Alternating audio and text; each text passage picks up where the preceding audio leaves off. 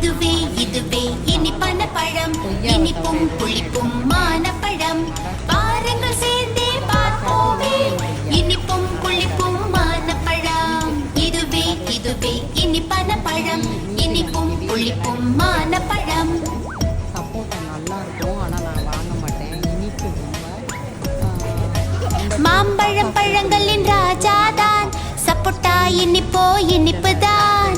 அண்ணாச்சிக்கோ தலையில் கொண்டை, சாத்துக்குடியோ கொஞ்சம் புளிப்புதான். இனிப்பும் புளிப்பும் மானப்பழம், இதுவே இதுவே இனிப்பான பழம்.